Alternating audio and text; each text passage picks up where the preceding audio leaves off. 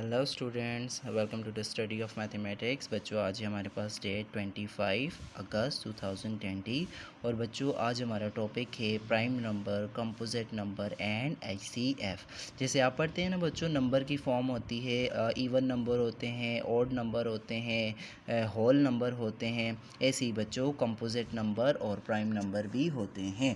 तो बच्चों, prime number की डेफिनेशन क्या है मैं बताता हूँ आपको। प्राइम नंबर की डेफिनेशन है वो नंबर होते हैं a number has only two factors. बच्चों, फैक्टर्स आसान अल्फाज में बताऊँ तो फैक्टर्स वो होते हैं जो किसी टेबल पर, जैसे कि कोई नंबर है उस पर कितने टेबल जाते हैं, उस पर कितने टेबल जाते हैं, तो ये हो गया फैक्टर। या मुश्किल अल्फाज में हो जाएगा कि किसी नंबर पर कोई नंबर डिवाइड करने से अगर उसका रिमाइंडर ज़ीरो आ जाए तो वो नंबर उसका फैक्टर है।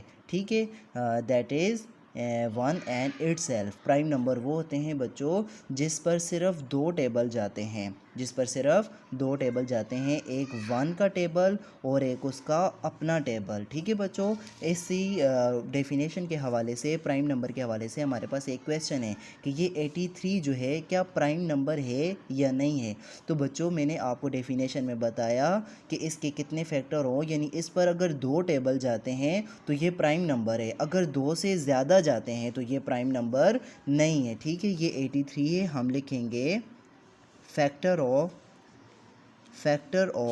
83। अब देखो बच्चों, 83 पर एक सिर्फ वन का टेबल जाता है और 83 का जाता है, इसके अलावा 83 पर बच्चों और कोई टेबल नहीं जाता, लिहाजा ये क्या है, प्राइम नंबर है। ऊपर डेफिनेशन में लिखा हुआ है ना, a number has only two factors that is one and itself. वो नंबर जिस पर सिर्फ दो फैक्टर हों, उस पर दो टेबल जाते हों, तो वो सिर्फ प्राइम नंबर है। ठीक है बच्चों, वो क्या है, प्राइम नंबर है हमारे पास। और इसके बाद आ जाता है composite number. A number has many factors are called composite number. बच्चों, ऐसा नंबर जिसके ज़्यादा यानी कि दो से ज़्यादा फैक्टर्स हों, जैसे हमारे पास ये एक नंबर है, हमने फाइंड करना है कि ये कंपोजिट नंबर है कि नहीं है। तो हम इसके फैक्टर लिखते हैं, फैक्टर ऑफ 18। अब 18 देखो बेटा कि 18 प्राइम नंबर नहीं हो सकता, क्योंकि इस पर दो का टेबल भी जाता है, 9 का भी जाता है और 1 का भी जाता है। देखो, अब हम इसके फैक्टर लिखते हैं, एक तो इस पर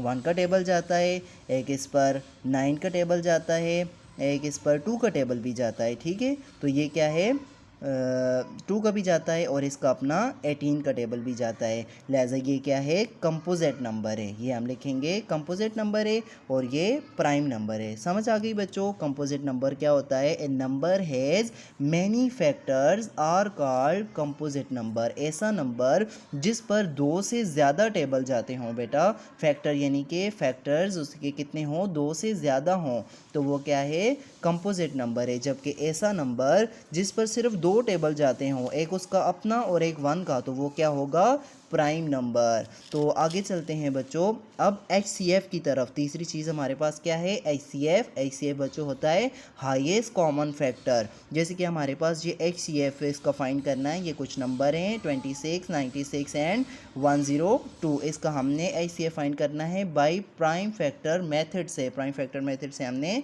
इसका HCF फाइंड करना है। प्राइम फैक्टर मेथड क्या होता है बच्चों, वही टेबल वाला, वो सीढ़ी वाला हम करते हैं जो, अब करो 2 का टेबल लेकर जाओ, 2 1 ज़ा 2 बच्चों और 2 3 ज़ा 6 हो जाएगा। अब 13 पर सिर्फ एक 13 का टेबल ही जाता है और किसी का टेबल नहीं जाता। ठीक हो गया। अब आगे है 96। हमने 96 पर चेक करने हैं बेटा कौन से टेबल जाते हैं।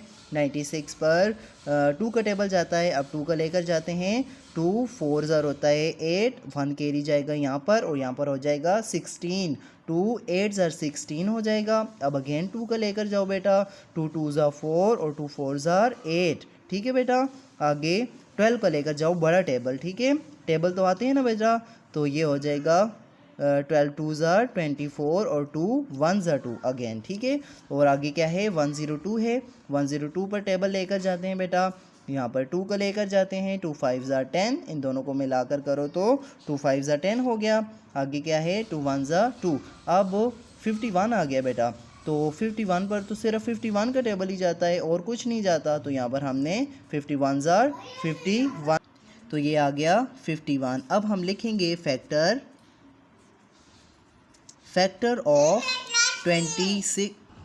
अब हम 26 के फैक्टर लिखेंगे, क्या होगा बेटा 2 × 13, ठीक है। अगेन अब हम फैक्टर ऑफ 96 लिखेंगे, यहाँ पर फैक्टर ऑफ 96 के क्या फैक्टर हैं 2 × 2, 2 × 2 × 12 × 2, ठीक हो गया। अब अगेन इसी तरीके से हमने फैक्टर ऑफ कितना 102 के फैक्टर लिखने हैं और वो क्या हैं 2 × 51।